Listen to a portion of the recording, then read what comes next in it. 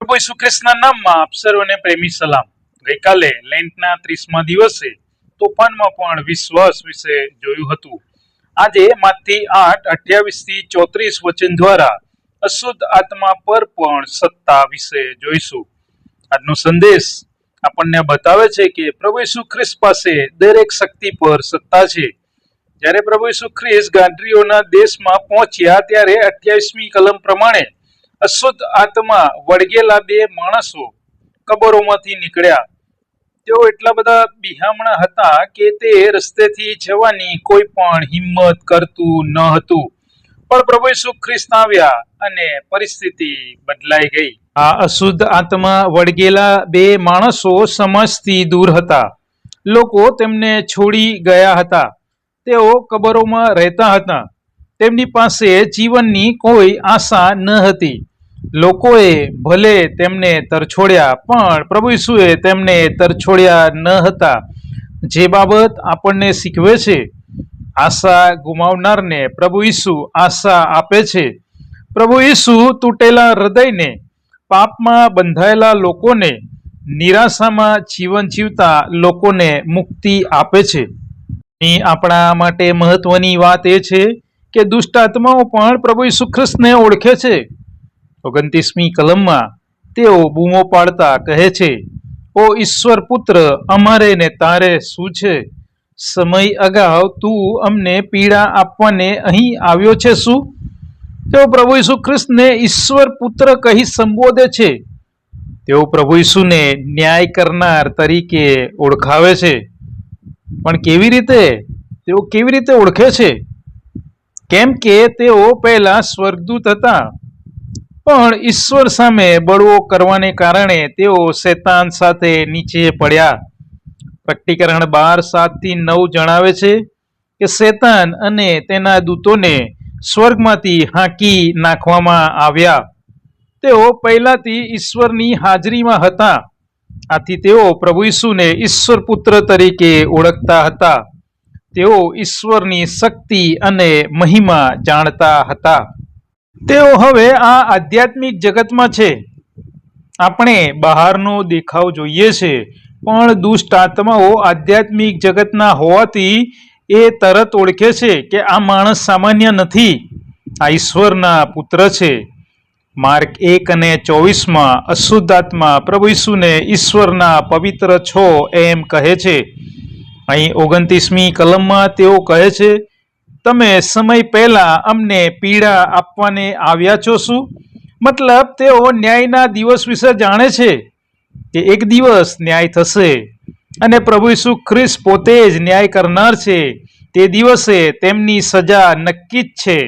એટલે જ અહીં કહે છે કે સમય થયો નથી, એ પહેલા શા માટે અમને સજા આપો છો? અહીં ઓળખવું અને માનવું એક જેવી વસ્તુ નથી. કેમ કે તેઓ ઈશ્વરને ઓળખે છે ખરા, તેમની શક્તિથી ડરે છે ખરા, પણ તેઓ પશ્ચાતાપ કરી શકતા નથી. યાકૂબ 2:19 દુષ્ટ આત્માઓ પણ વિશ્વાસ કરે છે અને કાંપે છે, પણ એ ઓળખ પૂરતી નથી. સાચો વિશ્વાસ ફક્ત ઓળખવું નથી. સાચો વિશ્વાસ સમર્પણ અને આજ્ઞા પાલન છે. અશુદ્ધ આત્માએ ઈશ્વરને ઓળખ્યા પણ સ્વીકાર્યા નહીં. આજે આ પ્રશ્ન આપણા માટે પણ છે. શું આપણે ફક્ત પ્રભુ ઈસુને ઓળખીએ છીએ કે ખરેખર આપણા તારણહાર તરીકે, આપણા જીવનના સ્વામી તરીકે સ્વીકારીએ પણ છીએ? અહીં આપણને એક મહત્વની વાત જોવા મળે છે. પ્રભુ ઈસુ ખ્રિસ્ત પાસે દરેક શક્તિ પર સંપૂર્ણ સત્તા છે. કોઈ પણ અંધકાર, બંધન કે દુષ્ટ શક્તિ પ્રભુ ઈસુ ખ્રિસ્ત કરતા મોટી નથી. દુષ્ટ આત્માઓને કાઢવાથી પેલા 2 માણસો જે બંધનમાં હતા તે બંધન હવે ખુલી ગયા.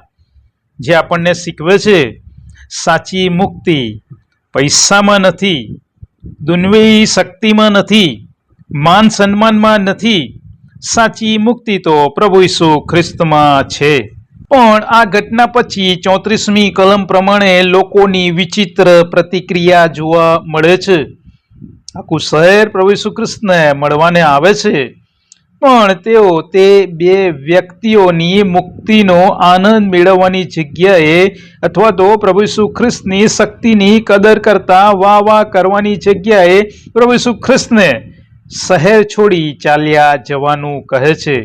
કેટલું વિચિત્ર લાગે! આવું શા માટે? બની શકે તેઓ પ્રભુ ઈસુ ખ્રિસ્તની શક્તિથી ડરી ગયા હોય. તેઓને એટલું તો સમજાયું કે આ માણસ કોઈ સામાન્ય માણસ નથી. ક્યારેક ઈશ્વરની શક્તિ દેખાય ત્યારે આનંદ કરતા પહેલા ભય અનુભવતા હોય છે. બીજું કારણ, તેઓને પોતાનું આર્થિક નુકસાન વધુ દેખાયું. ભૂંડોનું ટોળું સમુદ્રમાં પડીને મરી ગયું. આથી તેમના માલિકોને મોટું આર્થિક નુકસાન થયું.